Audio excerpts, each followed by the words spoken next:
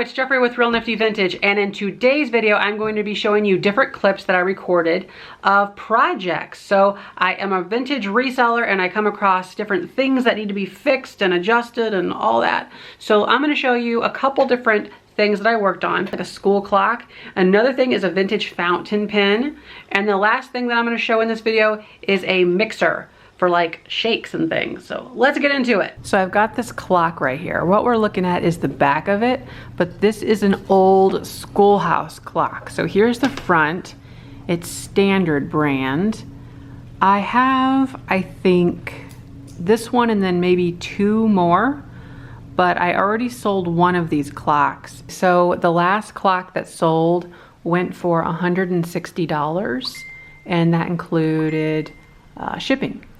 It's a really old schoolhouse clock. These things don't really come up that often, and what I'm gonna do is what I did with the first one.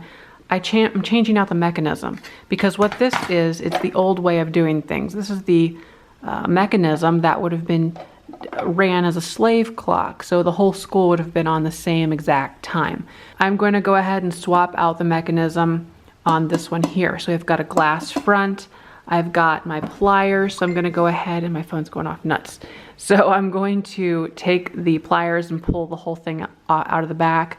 I'll be wiping the entire thing down as I do that, and then I'm going to actually use these hands as a template for these hands whenever I cut them down. I'm going to cut these down. The length is way too long, and I'll try to mimic, you know, we've got like a point here. I'll try to mimic that stuff.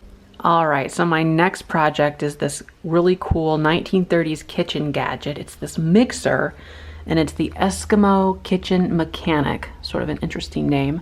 But I purchased this at auction for $10, more than I wanted to spend, but I was sort of emotionally attached to it. But it's a wonderful deco styled mixer.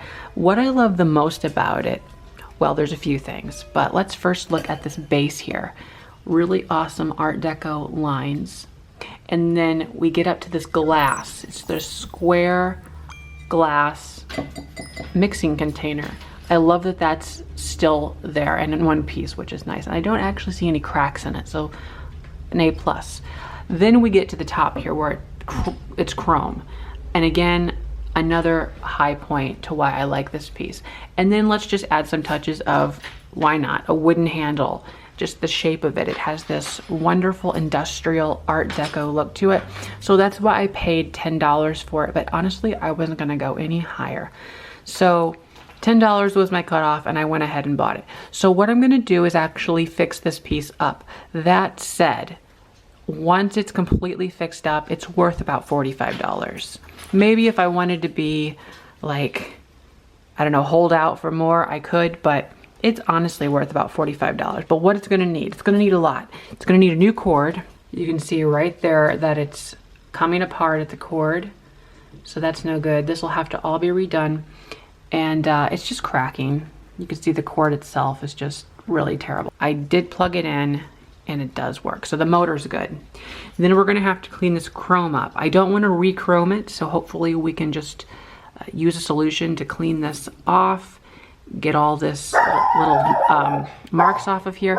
And then the last major thing beyond just like regular cleaning is I want to repaint the bottom here. That's gonna be white. So this would have originally just been a bright white color. Okay, so I have the entire clock pretty much disassembled. What I have is, there's the glass front there, and then we have the frame right over there.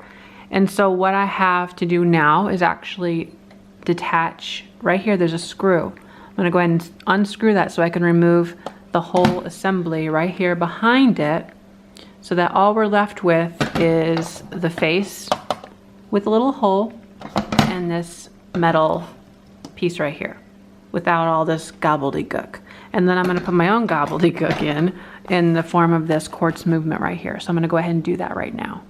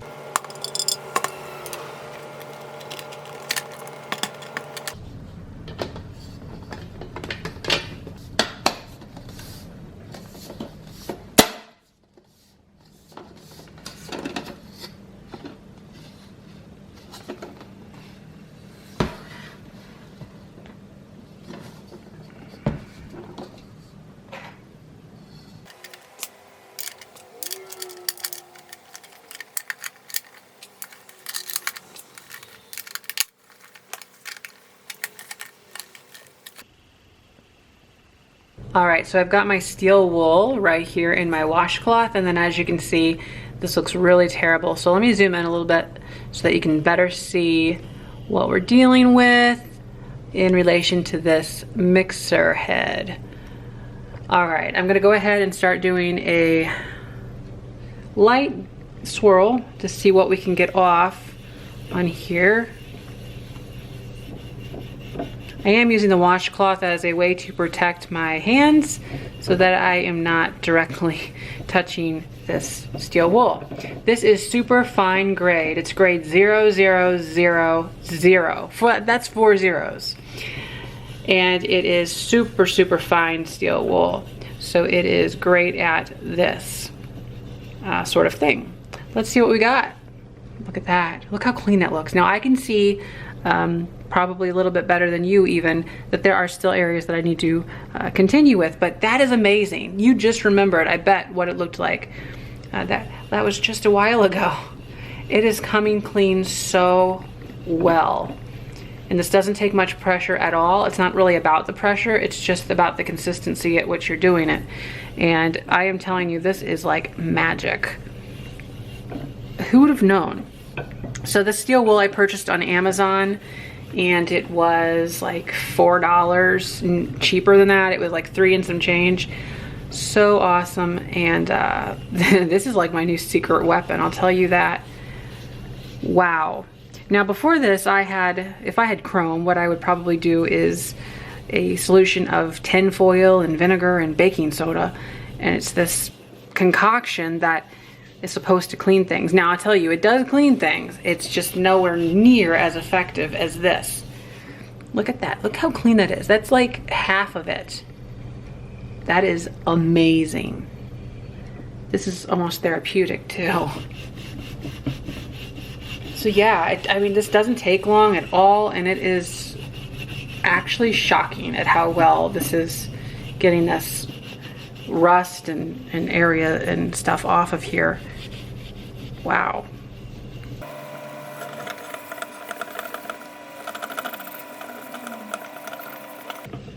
Okay, so I'm gonna go ahead and continue to do this and work on getting it perfected, and I'll be back with you later.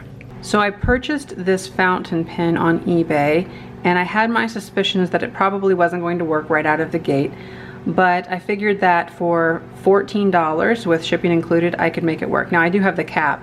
It's just, oh, it's over here. So it's a complete pen, but I'm gonna have to get this out of here. So I forget all the technical names to these things, but this black part here will detach from this barrel, and then this nib will also come out separately. But it's advised that you keep this in while you're turning this black piece so you don't crush this, because it's hollow. So there's a potential to be putting too much pressure on this black piece here and cracking it. Now my fingers are a little bit blue because I have been trying to flush out the old ink, but I also believe that the sack needs to be replaced on the inside here. So it's a lever filled pen. Here is the lever right here, and then this would be pressing up against a sack on the inside, like a rubber sack, and that would hold the ink. Well, I think all of that is just gone, so I'm gonna have to open it up and see what's going on anyway.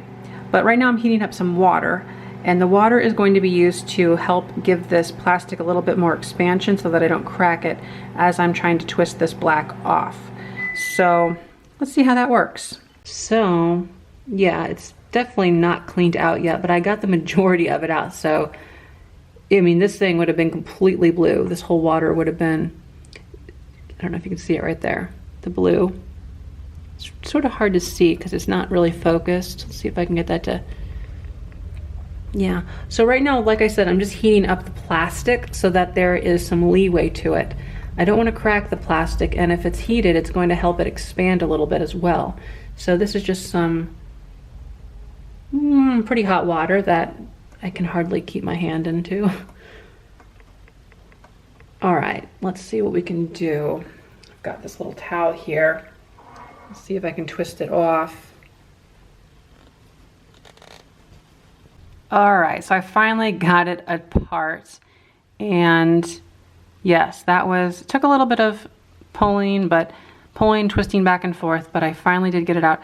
The sack is completely broken apart. It's in there. Let me see if I can get it out. I'm gonna probably have to use tweezers or something, or it's like a little rod. But let me go ahead and do that. All right, here's what's left of the original sack. So it's very brittle, it's broken, and there it is. So the majority of the sack I already was able to pull out whenever I originally pulled this nib out. I unscrewed that, and a lot of the little pieces of it came out as I was flushing out the pen originally, and this is one of the larger pieces that was still in there. So as you can see, it just sort of breaks down. That's rubber. I mean, that should be like squishy. The next step is actually going to be, I'm going to continue to clean this out, flush it out, get all these parts nice and clean, and then I'm going to go ahead and order a replacement sack online, and then I'm going to look into getting a replacement jewel.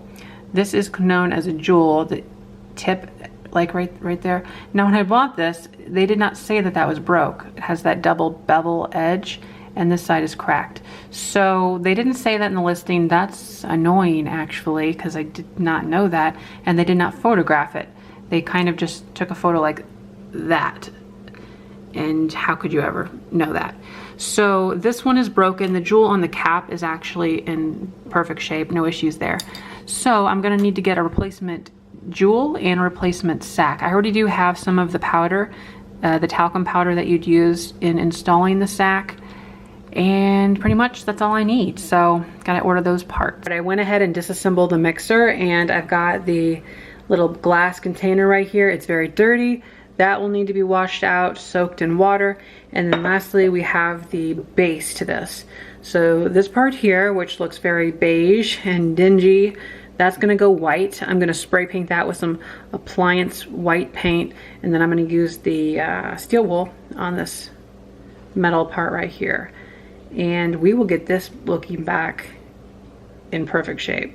Okay, so I went ahead and separated this metal bar from this piece. I already scrubbed down the whole base of this piece with the steel wool, same material, and this bar. And as you can see, it is shined up. It's like new, basically.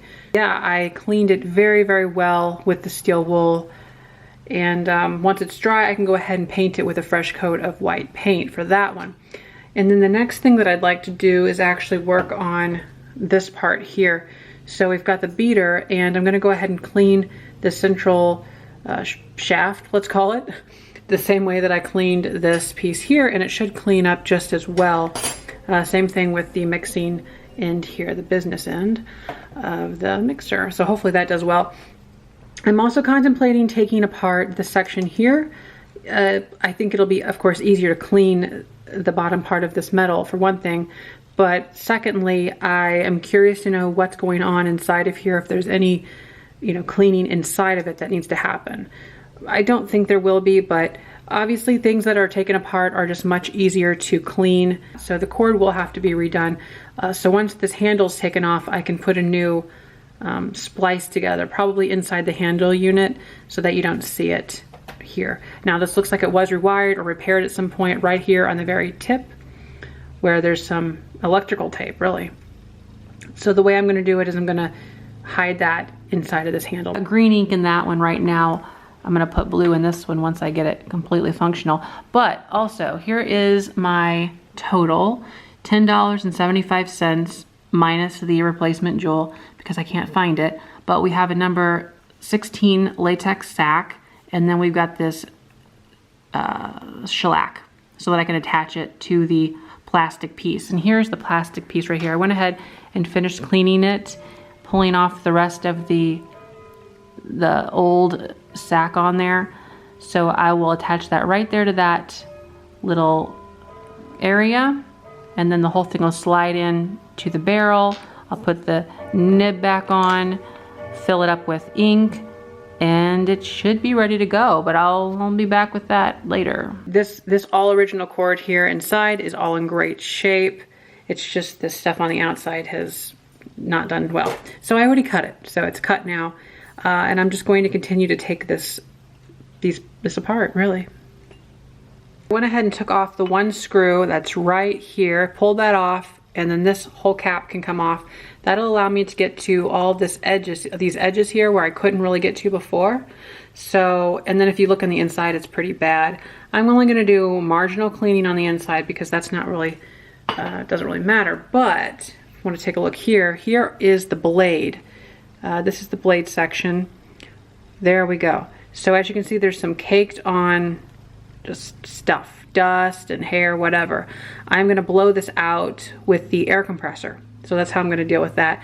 Glad that I opened it up. We're gonna really do a full restore on this mixer here. So yeah, did not know that it was that bad inside. That's only this side, and then of course I wanna get this other side taken off right here.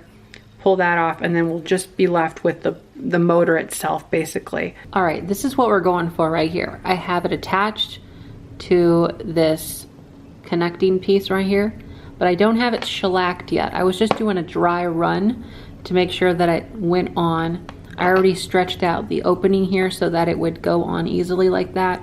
So my next step is go ahead and pull this rubber piece back off and then brush some of this shellac onto it. So hopefully it goes on as easy as it did the first time. And you brush it on. I feel like this is gonna be messy business. Am I on camera? There we are. Just dab, dab, dab, dabbity dab, dab, do. Right on the outside of this.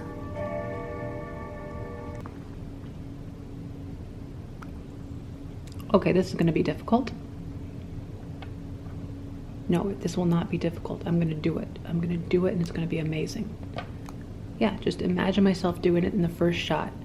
Okay, so what I do first is I just put it on there like that, and then I stretch it over it. That didn't work. Let me try imagining myself again doing it. So I'm just gonna stick it on there and then just pull it right over, because I've done this a million times in my brain already. Oh, I did it. I did it. I did it. I put the tiny rubber thing over the other tiny plastic thing, and I don't have glue all over my fingers either. Okay, I'm just gonna give this a little squeeze and we are done. All right, so it's now for the moment of truth. I went ahead and let that sack dry for about a day, and then I also replaced the jewel, it's called, right here on the tip. That came in the mail this morning. So there is the replaced jewel right there. So I put that on, I put a little shellac around it because it wasn't going in very snug. So now it's on, as you can see. Completely great looking. I might need to do light sanding on it so that it is as shiny as this side with some really, really fine grit paper. That's what the instructions said to do. Or I might just leave it. So I'm gonna go ahead and untwist the pin here so you can see what we've got. I have not filled it with ink yet. Here is the pin. So with one hand it's difficult, but this black part I can pull out, but there's really not much to see. It's just that sack that has now dried from the last step.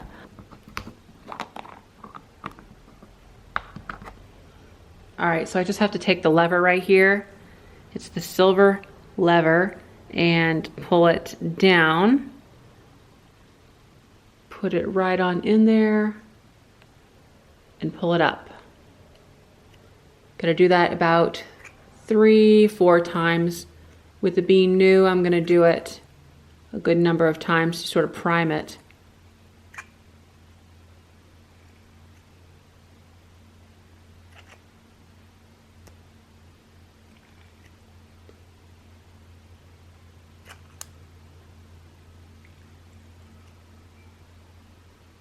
I just cleaned off the end of the nib right there. So let's see. Oh, that was quick. Immediately as it's coming through. So one thing I can say about this is I'm not 100% fond of this particular tip. I think that it is kind of scratchy. You can kind of hear it. Let me see if you can hear this.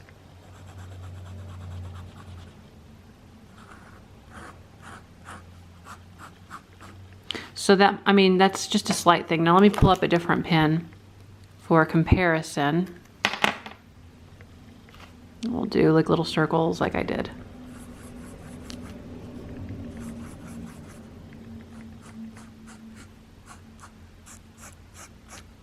I don't know, maybe it's about the same.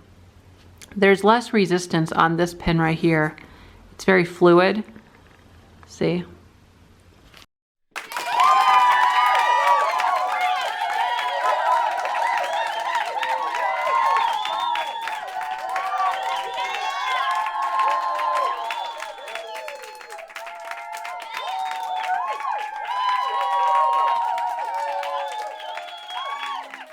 So with that, I'm gonna wrap up this video. Thanks for watching, and don't forget to like, comment, and subscribe. Bye-bye.